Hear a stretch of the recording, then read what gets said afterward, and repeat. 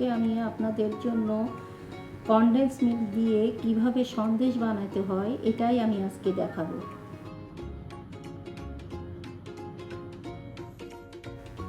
পাত্রে 1 কৌটা condense milk আমি দিই।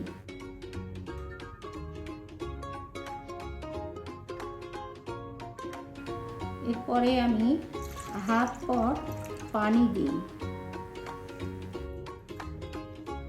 হাফ কাপ চিনি দিই। চুলাটা মিডিয়াম আঁচে রাখতে হবে, ঘন ঘন নাড়তে থাকি।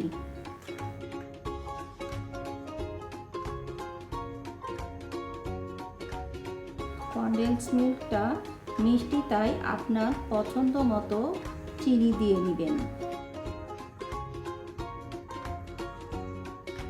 বেশ কিছুক্ষণ নাড়তে থাকতে হবে।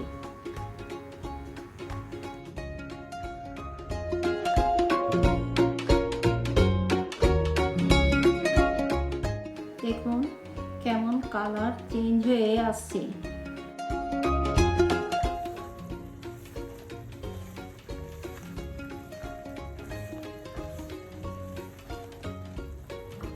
এখন আমি দিব 50 গ্রাম ঘি।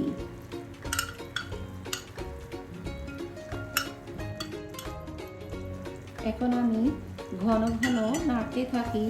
কেমন দেখেন আলগা হয়ে আসছে, আমার এটা হওয়ার মাঝে চলে এসছে। এখন আমি বাদাম দিই 2 টেবিল চামচ। বাদাম যে কোনো বাদাম আপনি দিতে পারেন। দেখেন কেমন আলগা হয়ে আসছে, আমার সন্দেশটা হয়ে গেছে। এখন আমি একটা পাত্রে কাগজ বিছিয়ে ঘি মাখিয়ে নিই। এরপর আমি এইটা গরম অবস্থাতেই ঢেলে দিব।